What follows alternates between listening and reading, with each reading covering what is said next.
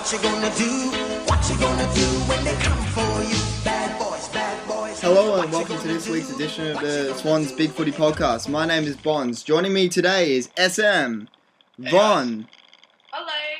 and from the Collingwood board is Gutsybug. Yeah, hello. Now we've Oh, no, that's now we've Welcoming on here. Pre-match, come on, let's calm down with it. Crap. now for this week's review, we're actually going to be reviewing Franklin and Hanbury's misdemeanors during the week. Vonn, do you want to take us away? Yes, you know what? So much has been made about Hannah's off-season and the borrowing car, all of that incident. For me, it's always been like, when you look at a media news story, I always ask myself, if these people weren't in the position that they were in, i.e. AFL footballers, would it still be news? And for me, a friend borrowing someone else's car and crashing it is not news. So I think it's just been completely overblown and, you know, it's just complete rubbish to me. Alex, what are your thoughts on the situation? In particular, Ryan O'Keefe and Lance Franklin's boxing match. I was disgusted at that, hearing that they came to blows. But then I when I found out that it was in jest, it was slightly better. But look, I mean, everyone's going to kind of make a joke about Franklin's involvement in the club in terms of the fact that it's a disruptive influence. So it's good to see. The club. It's good to see that the club's making a joke of it because the media is just completely blowing it out of proportion, as Vonn's saying, and it's just ridiculous that. I mean, I've had a crack at him about his on-field behaviour, but I think off-field he hasn't been that out of line. And as the club's saying, look, I mean, every player's going to have a bit of fun every now and then. Lending his car to Hanbury is hardly newsworthy. And I think it was good to see. I think it was AFL.com took the piss out of it with their article about the boxing routine. I was actually thinking about during the week, if Ryan O'Keefe was actually having a boxing match with Franklin, I would fear for Franklin. When Ryan O'Keefe gets So in... would I. Really? I'd back Franklin in that. He might be bigger, but when Ryan O'Keefe has combat eyes on or off the field, he's scary. I think Franklin would be too busy admiring himself in the mirror or something like that. I don't know if I can make jokes like that because now he's a Swan. I'm meant to be all for him, but awkward. In all seriousness, do any of you guys actually think that Franklin's having an actual impact on our club's culture? Oh, no. It'll all be fine in the end, I think. That's an outsider's opinion of it. Yeah, So- that is Collingwood supporters' opinion.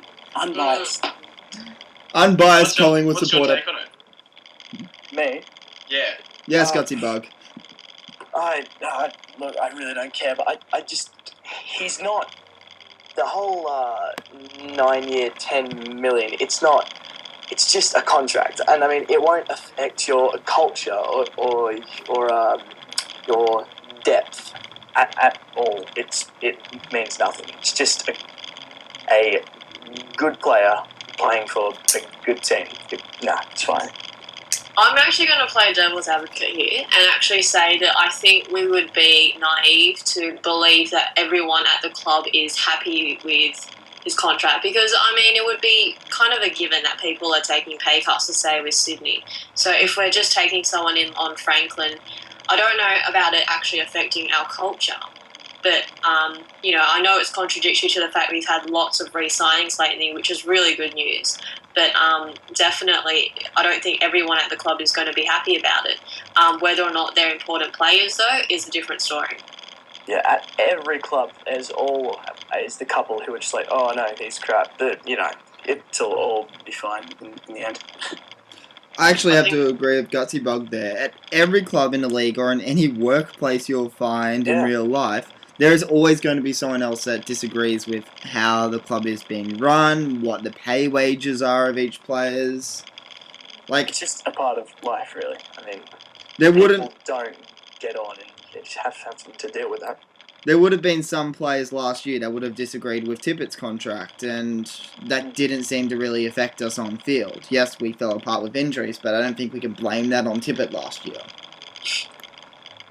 And I mean, at the end of the day, I saw an interesting stat. I can't remember which game it was during. That since 2010, I think of every player in the league, Franklin's had the most score involvements. And someone was saying on the main board, I think, that he doesn't just become a crap player overnight. So I think even just looking at the on-field stuff, and this is even in response to myself, I guess, from last week, you can't really write him off after round one game.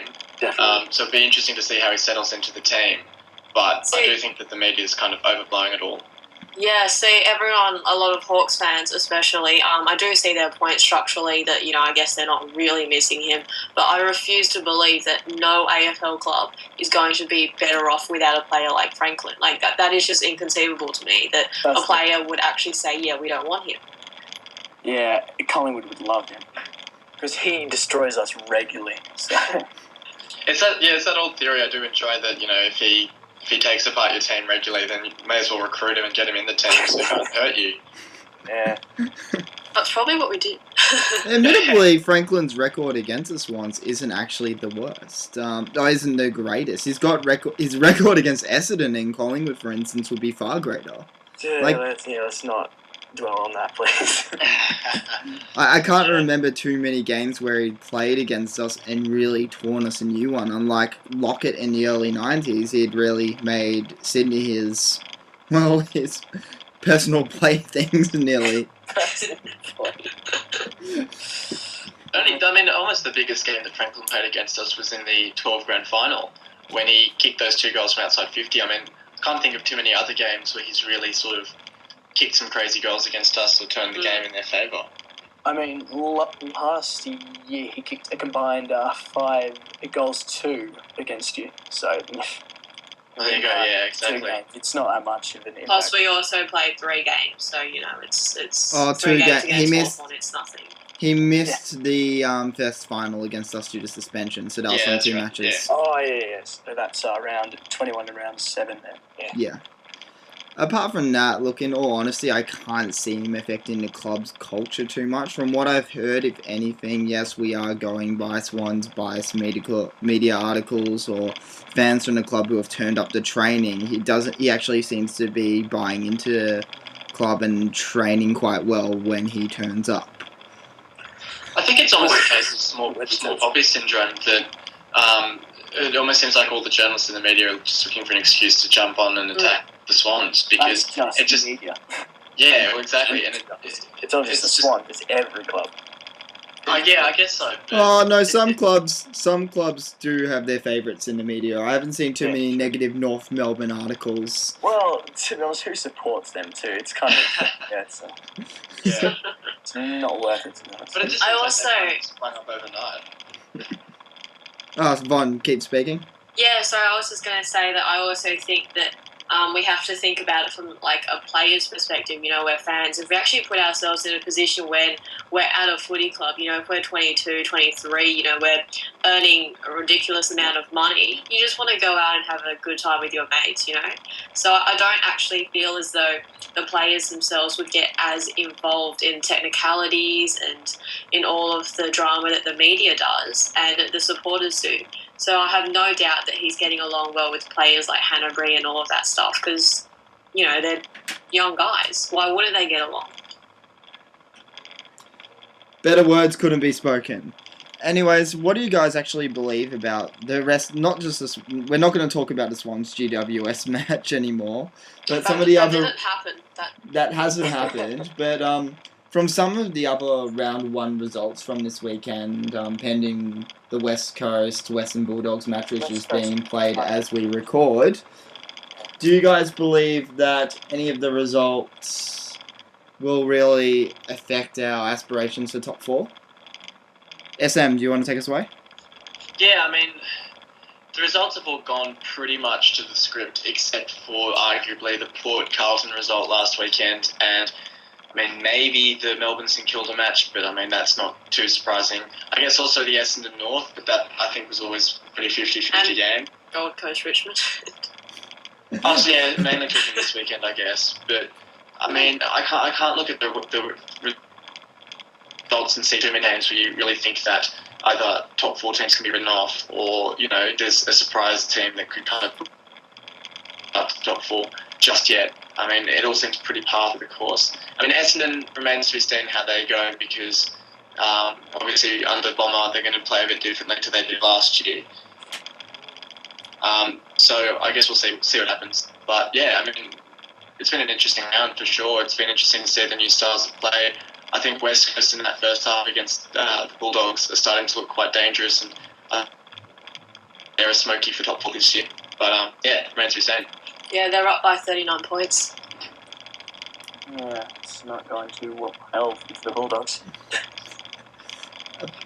In all honesty, I think the other team we may actually have to look out for, yes, they faded late against Geelong, but I was quite impressed by Adelaide's performance through the first 3 quarters.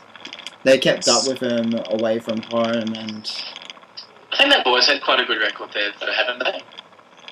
I think you're thinking of Port. I can't remember Adelaide winning too many times at Skills Stadium. And not against Geelong. Geelong have only lost, I think, 2 there, so nah, I'm pretty sure, or it's not. Not a great record either. For some reason, I thought that maybe I'm thinking of at AAMI Stadium, they might have a better record. Yeah, it's probably there. To be honest, I think that Geelong playing at Subiaco or Simmons is a bit... it's kind of unfair. I don't really like it. It seems a bit odd that they're the only ones that have a suburban ground, isn't it? Yeah. It's kind of like Collingwood playing at Victoria Park. Yeah, but a bit more roomy. It's not roomy. Yeah, it's not completely fair to all of the clubs that play there. Admittedly, at the same time, you're going to get players who would rather live in Melbourne than live in Geelong, and I don't think the AFL would have that. Like, they would with some of their contractual ground agreements, but once they own Etihad Stadium, if some teams want to build up a boutique stadium that could actually fit enough fans, I don't think the AFL will go ahead and stopping it. The only reason Optus Oval isn't being used is just because it fits, 14,000 people now? Since the stands got taken down? I'm not sure. Like, I can't see... It would be interesting. I think I remember talking on the Main Board podcast at the start of the season about the possibility of getting suburban grounds back. I just think that the maintenance and upkeep would just be too expensive. Wouldn't quite be worth it. At the end of the day, the AFL is a business, and whatever maximises their revenue, i.e. big grounds, lots of attendance, they're going to do it, whether it's fair or not. Like, that's just the bottom line, I think. I think the only thing that they might look at in Melbourne is introducing a 30,000 seat stadium or something, just for those really small games between Melbourne's and North Melbourne's or something like that. That'd be good. Yeah, that'd be quite handy. Do people even watch North Melbourne? Can't they just play on their training ground and have like 5 people turn up? Yeah, sounds about right. Yeah. I was actually at Arden Street yesterday for a fencing competition. The actual training venue isn't that spectacular. They talk it up heaps, but there's only one bathroom or set of change rooms in the whole building that the actual public share with the players. I am not joking. That is ridiculous. That's And aren't those facilities quite new? They're quite new, and the best thing is, the biggest room at Arden Street, the biggest set of room, the only area that they can really have a kick indoors in, is owned by Fencing Victoria, not North Melbourne. So that surprises me, because the amount of stuff I've read from North Melbourne supporters on Bigfooty, no names, it just sounds as though they're training in the most first-class facilities I've ever heard of. And if they don't even have a second bathroom, then I don't even know what to say. Second set of change rooms. We could. Oh, same thing. So you've got the players and the fencing guys changing in the same bit then, do you? That's just... Pretty much. Actually, we saw Daniel Wells check in yesterday, and their new father-son pick, McDonald, he was running laps of the oval, and people were actually just having a kick on the oval, and he's doing sprints. I thought that was quite interesting. I didn't think they'd allow the general public, but I guess that's just due to the agreement that they've got with the Victorian government. Yeah, only at North, though. Only at North. Pretty confident you couldn't go around to AAMI Park. I even named Collingwood with AAMI Park, correct me if you're wrong, but there are a lot of open facilities there. There are physios that can be visited by the general public, and you can use the gyms and everything. Yeah, I'm pretty sure, yeah, so... And they've shared all the grounds and the training facilities with Melbourne Victory, and I think Melbourne Storm as well now, or? I don't know I'm about not those sure. ones. That's yeah. Anyway. Yeah, fair enough. Look, we may as well actually go into previewing the Pies game this weekend. Well, Gutsybug, do you want to actually take us away? How do you honestly feel that Collingwood are going to line up for this game? What changes are you going to make? Well, we both played pretty crap against in round one, right? So we all have to make a few changes. But for us, I think outs, we got Jared Witts, Tyson Goldsack, Marty Clark, and Jack Frost. Pretty much. These players didn't make an impact, or they were just, a terrible. Apart from Witts, who's just too tall. And I believe that Sid in the Aunts have a taller team than Fremantle do. So then Inns, he'll have Ben Reid, Jesse White, Sam Dwyer, and Lockie Keefe. Sam Dwyer got best on ground on the VFL on the weekend, correct? He did, yes, he did. He's quite a good player. But Reid and White, we missed them severely because we operate a three-prong all divide. And Cloak, he was getting a quadruple team against the best defence in the competition. It just didn't work. But with White, who who we all know. We know how he plays quite well. Yeah. He's very quick. Oh, he's just some spud. Don't worry about him. Well, I think him and pick 22 would be worth a tidbit. Don't be ridiculous. No one's going to trade for him and pick 22. Well, for that one then. And Ben Reid, who has proven to be a very effective full forward. I think he kicked like 3 against you guys last game, 4 maybe. I don't know. But yeah, I think Reid's quite interesting up forward for you guys. Oh well, he's interesting in the back line too because you have a crap back line. I don't know. That's actually what I wanted to say. I've seen Reid play up forward, and he's quite an asset. But against our tall forward line, I don't think Collingwood can afford to throw him up forward. Admittedly, with our forward line this week, if Tippett doesn't get up... Is Tippett playing? Because it depends on that. Because I think Keith could take Tippett and then we could... Well, so is a Tippett up then? In all honesty, we're not sure with the Swans injury reports. We've got conflicting reports every 2 days. One report will say that he's out for 4 weeks. Next day we'll hear he might be up for the Collingwood game and he's playing. We're unsure. Kind of like the Beans then, because he... The Sydney Swans injury list as at the 18th, so about 5 3 days ago, has Tippett on 2 to 3 weeks. So if he was even a chance of playing, you'd think he'd be test. Yeah. Right, well, in that case, I think Keith, he's like 202 centimetres, so he couldn't take Buddy. So yeah, he would have to play back on Lance to try and make him not crucify us. Because he's done that a lot of times. He's kicked like 6 goals, 5 goals. But I've got a question, Gutsybug. I watched Collingwood Fremantle as well, and you said that who was the out? Frost was out? Frost, yeah. That actually really surprises me because I was quite impressed by him. Or maybe I'm getting the people mixed up. Was that a bit of a surprise when he was dropped, or? Well, Frost, he actually played okay, but it's just a case of Keith is better.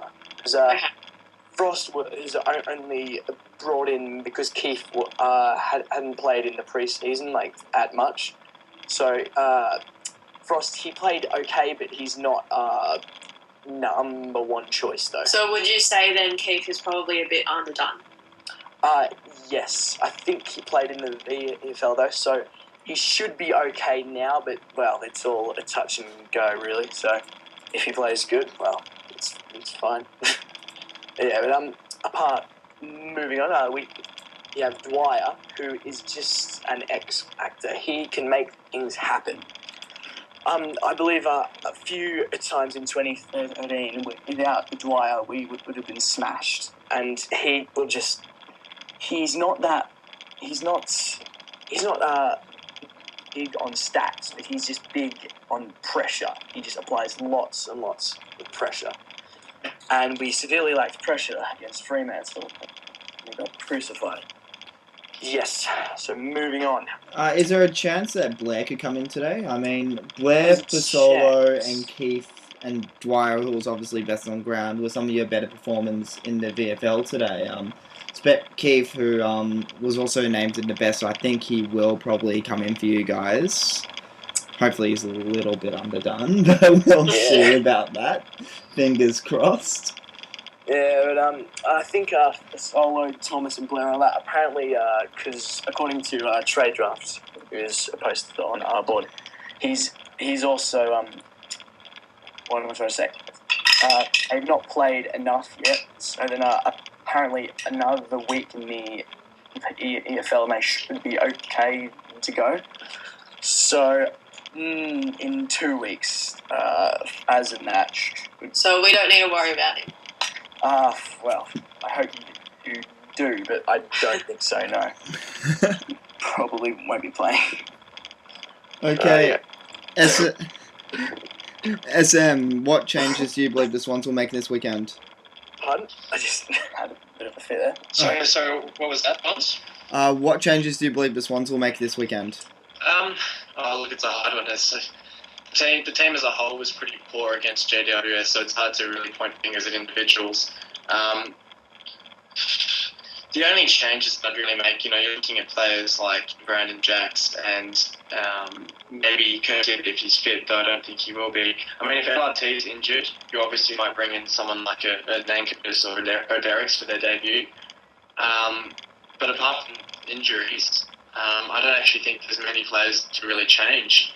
I mean, I'd obviously start O'Keefe. I don't think he should have been sub. I think maybe make someone like Cunningham the sub instead.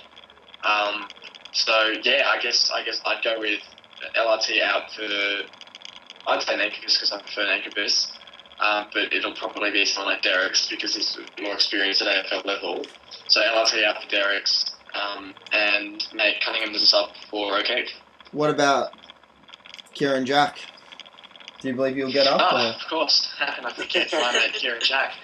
Because he was a laid out, I wasn't even thinking of him as not making the team. I'm definitely bringing Kieran Jack, no question. Maybe Cunningham just makes full stop and you make someone like Jeddah the sub. I'm not sure. I mean, Jeddah doesn't seem to have the impact these days that he used to. So make him the sub, get him into the action, did that way, or maybe Rowan. I guess one of those two, inject a bit of pace off the substitute bench. I honestly think, I hope they bring in Nankervis, but I think they're going to bring in Derricks this week. Pike, while he's a great ruckman, and I'm not doubting him for a second, I don't think he's quite had the pre-season, so he didn't have the endurance to run out the GWS game, and with LRT possibly nursing a groin injury, I do think we need to bring in a second ruckman. So I honestly think we're going to drop Ryan O'Keefe. I don't want us to, but I think the Swans will. So Why would you think they were going to drop him, though? What would be the cause of that?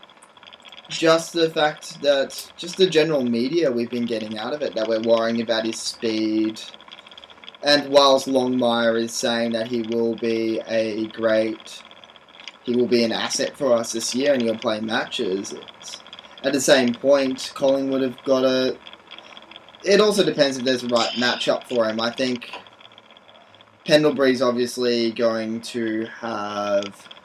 Actually, I'm not sure. I think traditionally, I think O'Keefe matches up on Pendlebury traditionally and does a pretty good job of it. So I think the matchup is there. And another thing is when I look at the Collingwood team, I think their forward line is pretty average. They have, not pretty average, but you know what I mean. They have Cloak, and that was something that I thought that really stood out to me in the Fremantle game, that they didn't have that many avenues to goal. And even though they're going to be bringing Jesse White, who we all don't know anything about, and and Reid back in, I still feel as though it's their midfield. And against GWS, our team it didn't look as strong.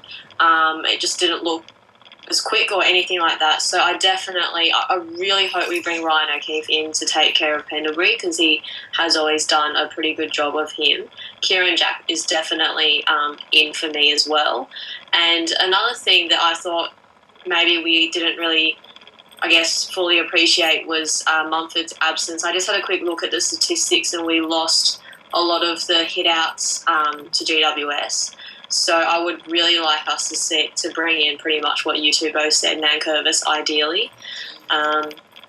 So yeah, I just thought that Ryan O'Keefe, I really hope he plays. I hope he plays. I'm just worried that if he has actually lost the speed that the club is saying, I'm not sure if he'll be able to go with Pendlebury.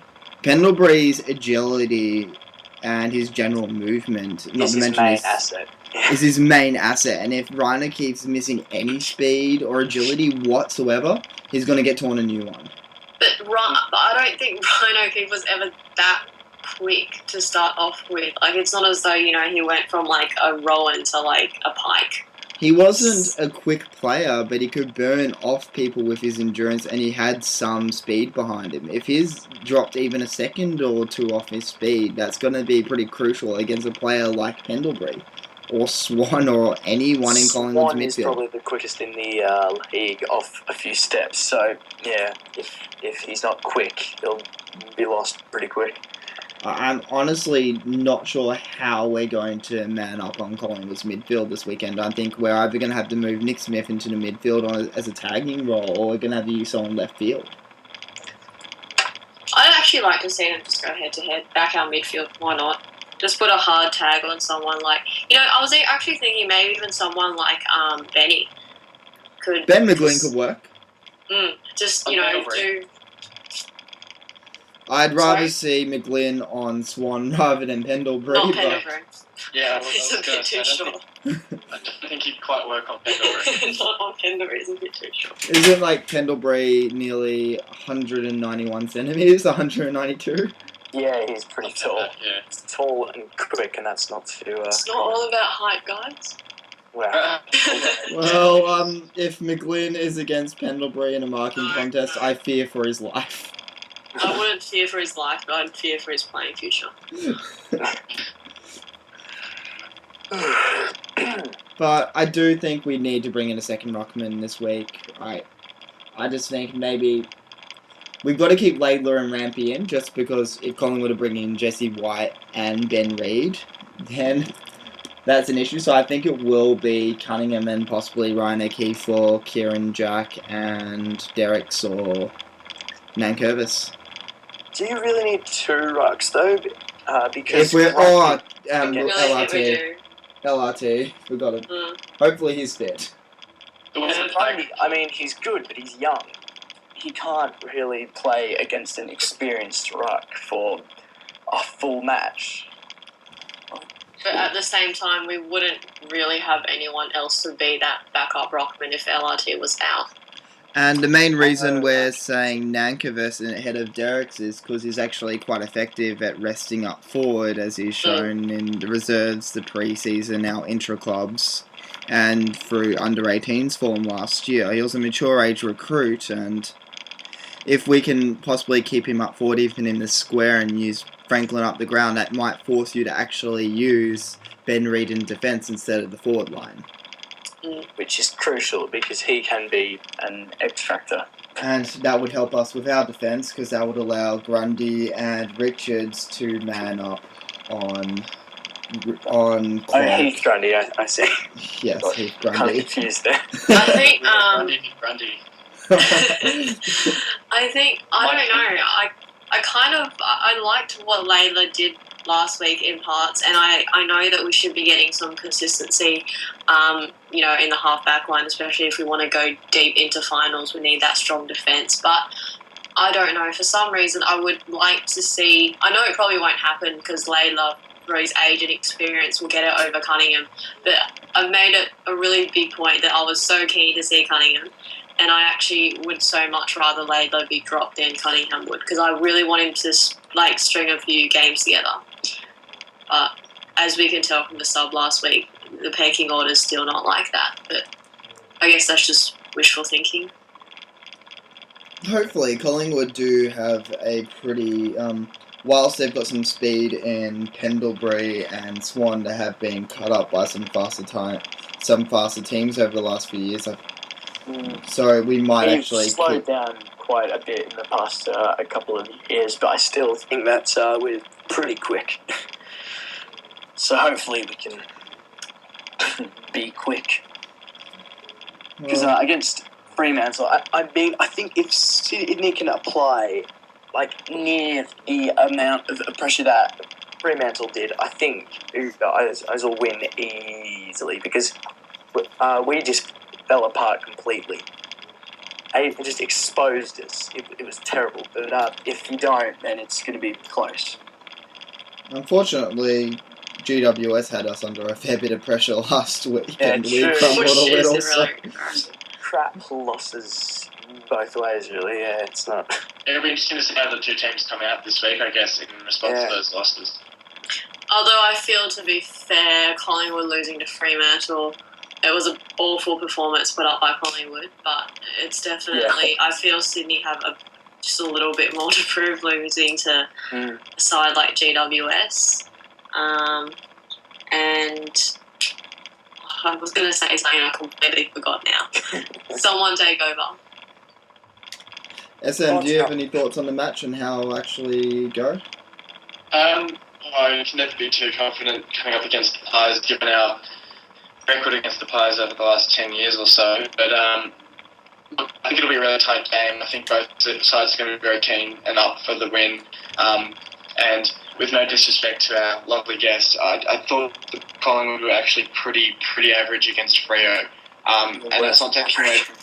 Yeah, I mean, Freo did a very good job, but just the way that the Pies seemed to set up, they left a lot of space, a lot of room for the Freo to run into. And I mean, if we can take advantage of that through guys like Jetta and Rowan, if he's in the team, I do see us getting over the top, but it's going to be an interesting one. There was a lot of parallels. This is what I wanted to say. I wanted to say I felt in the Fremantle game they played, there was a few parallels with the game we played against them with that goods controversy. I know that kind of overshadowed a lot about how he played, but I felt as though that was very similar. Fremantle cut Collingwood down with their consistent pressure and their run off half-back, and that was what let them set up goals. So if we can replicate what we did last year as well as what Fremantle did last week, I am going to be tipping us. But thank you, Sydney, for proving to me last week you can never, ever be sure of anything. It was a pretty bad loss. Anyway, in my opinion, I think it'll be a close-ish match, but I think that Sydney in the end will win, but by under 3 or so goals. So close, but you guys will clinch it in the last quarter. Can I ask you something?